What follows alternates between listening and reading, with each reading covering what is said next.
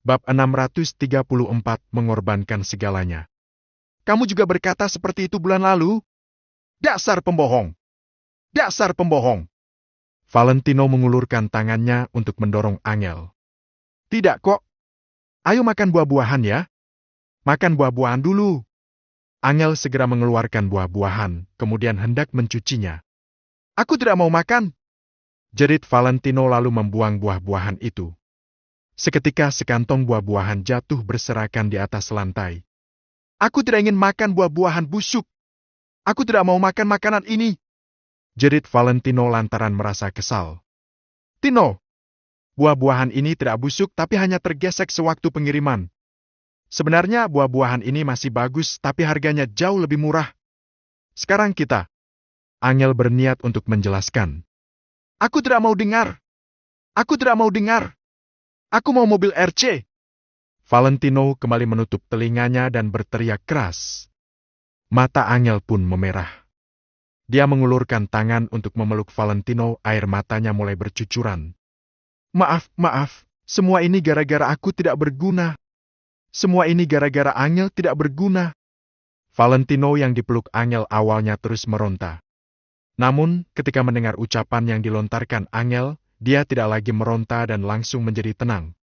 Maaf, aku janji aku akan membelikannya untukmu. Aku pasti akan menepati janjiku pada Tino. Angel memeluk Valentino dengan erat, air matanya masih terus bercucuran. Jadi, kapan kamu akan membelikannya untukku? Valentino mendongak untuk melihat Angel kemudian bertanya. Angel melihat Valentino beberapa detik, lalu melihat pakaian yang dikenakannya. Pakaian yang dikenakan Valentino memang lebih tebal daripada yang dikenakan Angel, tapi pakaian itu tidak begitu hangat. Pada saat ini, Angel tiba-tiba merasa tidak ada artinya untuk bersikeras lagi. Besok aku akan membelikannya untukmu. Angel terdiam beberapa saat. Dia tiba-tiba menengadah dan berkata, Benarkah? Valentino langsung merasa gembira. Benar. Hanya saja kamu harus patuh di rumah, tidak boleh lari sembarangan. Angel mengangguk. Baik, aku janji. Valentino memeluk Angel lalu mengecup kedua pipinya sekali. Kali ini dia baru merasa puas dan lanjut memainkan mainannya. Mata Angel kembali memerah. Dia menatap lelaki yang pernah berdiri di puncak dan dipuja banyak orang. Hatinya terasa sangat sakit bagai disayat-sayat saja. Obat-obatan untuk membantu pemulihan efek sampingnya sudah habis. Namun, kondisi Valentino masih tidak membaik. Obat seperti itu sangat mahal. Dengan kondisi ekonomi Angel saat ini, dia tidak sanggup membelinya. Pakaian, mainan dan obat-obatan Valentino, semua ini juga memerlukan uang. Pada zaman yang realistis ini, Angel dapat merasakan apa yang dinamakan penderitaan dikala tidak memiliki uang. Tidak masalah kalau Angel hidup sengsara, tapi dia tidak ingin Valentino hidup sengsara juga. Angel juga pernah diam-diam menghubungi nomor telepon yang diberikan Hendrik kepadanya. Namun, ponsel itu malah tidak aktif. Kini Angel sudah tidak mempunyai cara lagi.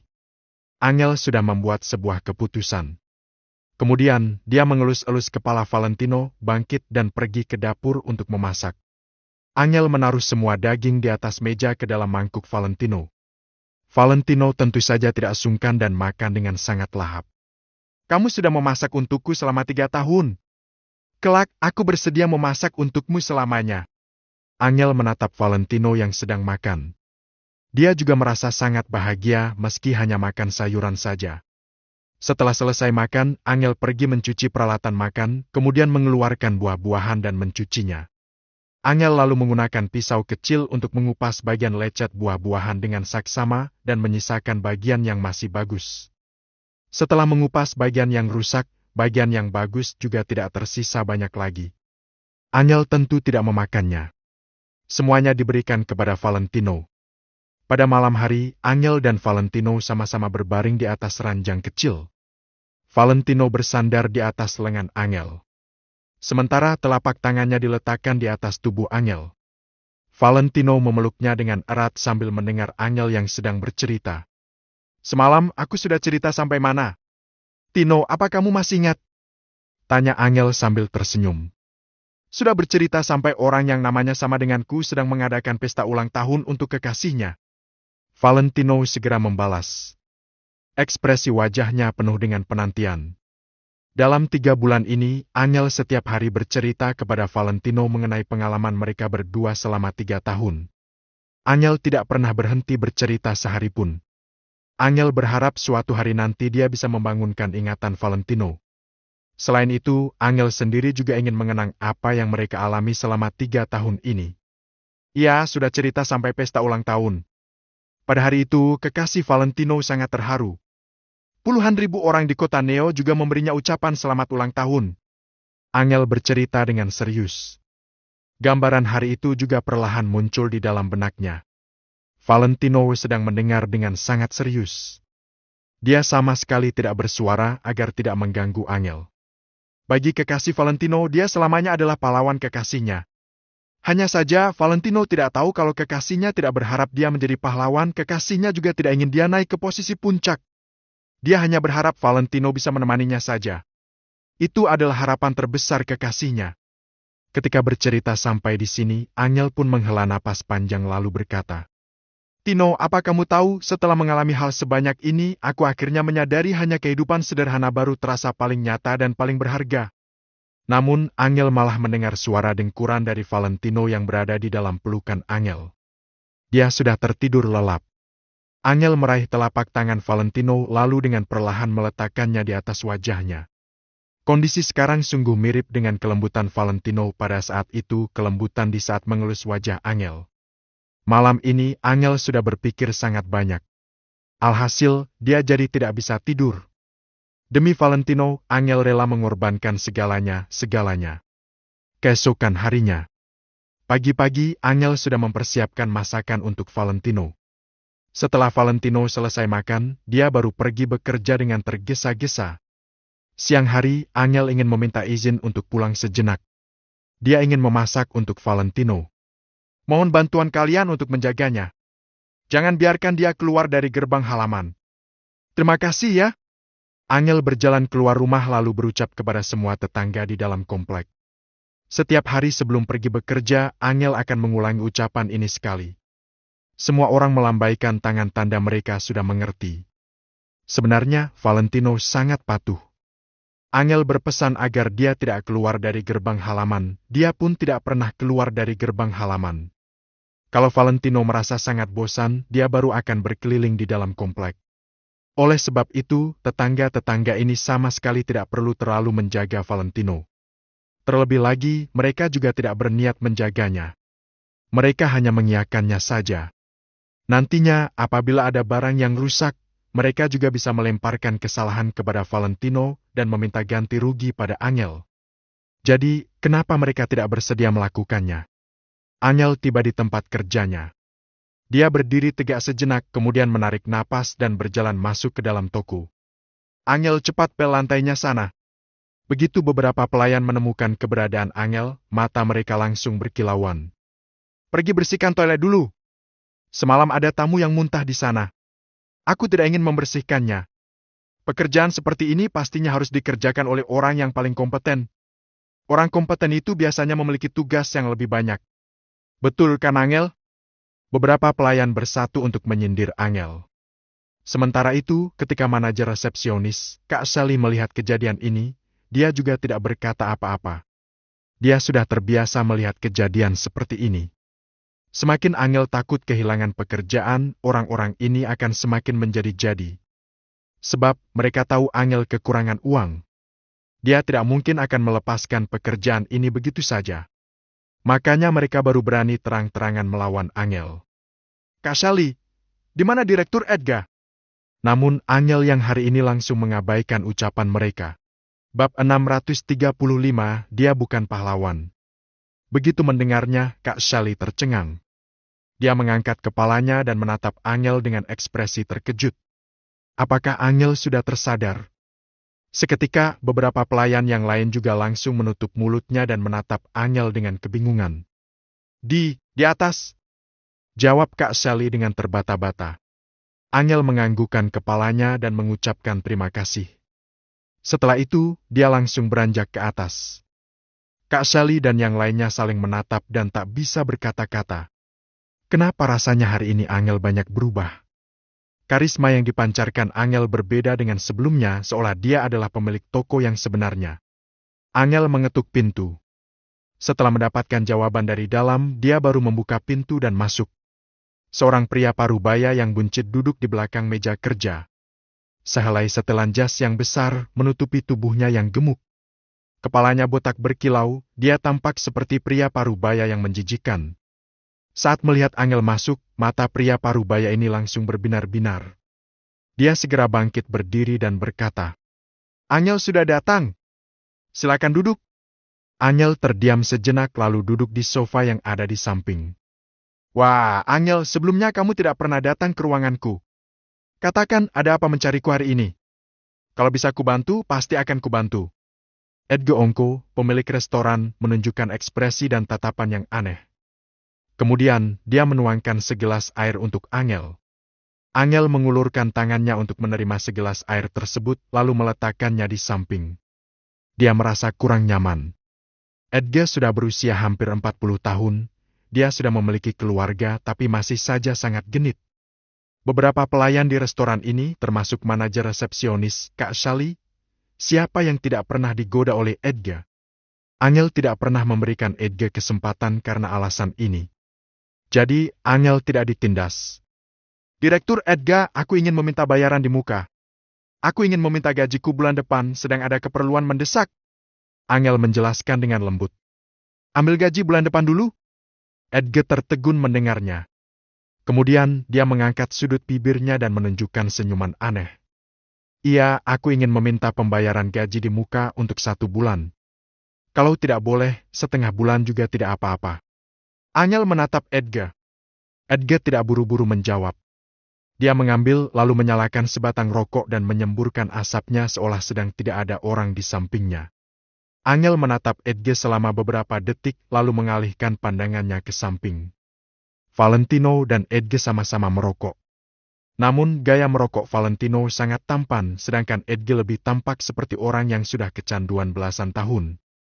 "Kalau memang tidak boleh, aku akan mencari cara lain."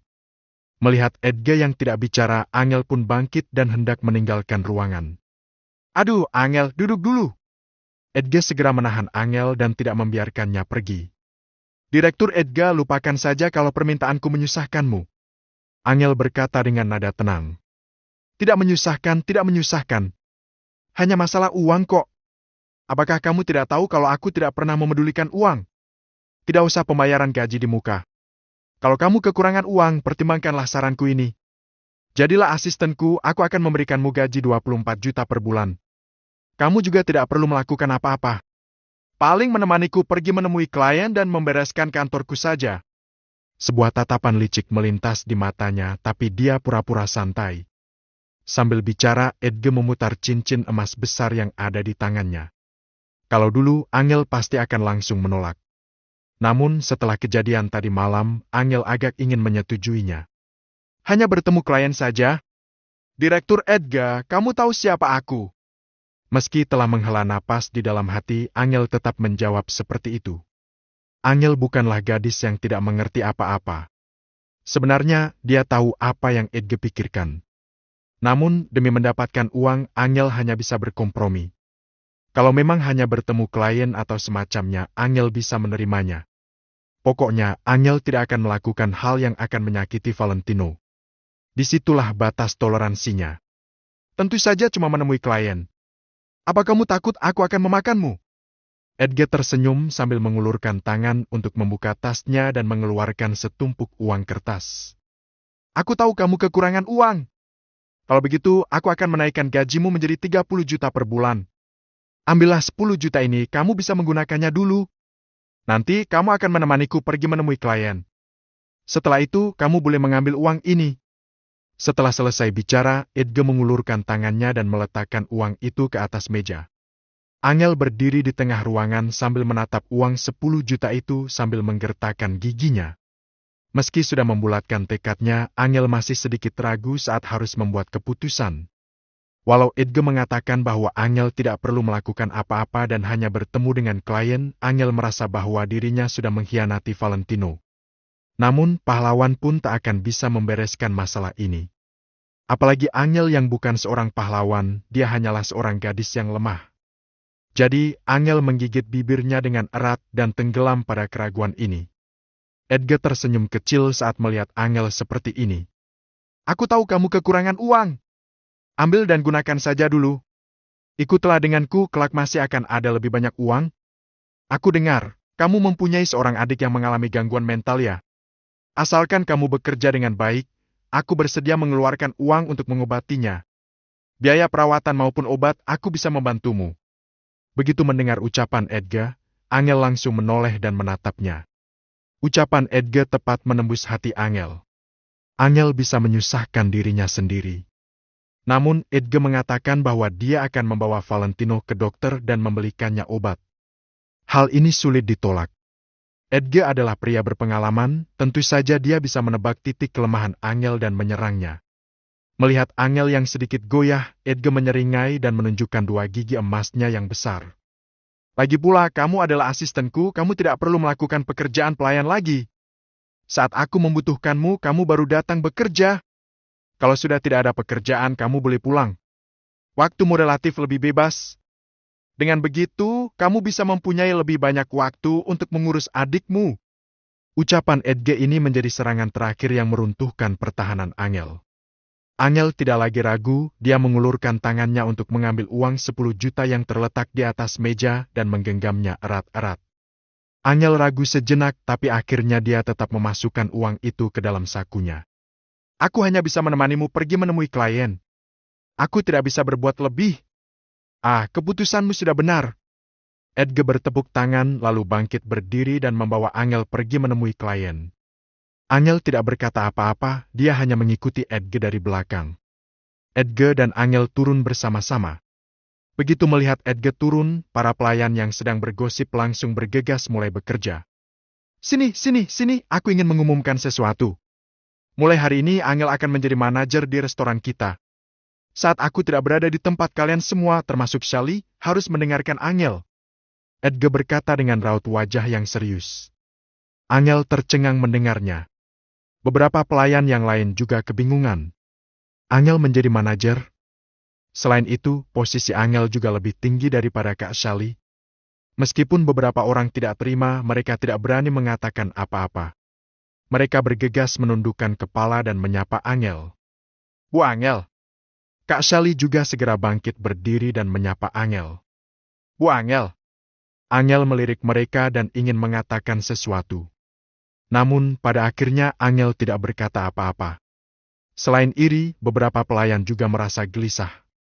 Sebelumnya, mereka telah menindas Angel dengan berbagai cara. Mereka menyuruh Angel untuk melakukan berbagai pekerjaan kotor dan melelahkan, serta tak jarang telah mempersulitnya.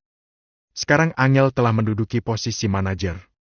Kalau Angel ingin balas dendam, tidak ada satu pun dari mereka yang bisa kabur. Namun Angel sama sekali tidak menghiraukan mereka. Dia hanya mengikuti Edgar dan pergi meninggalkan restoran.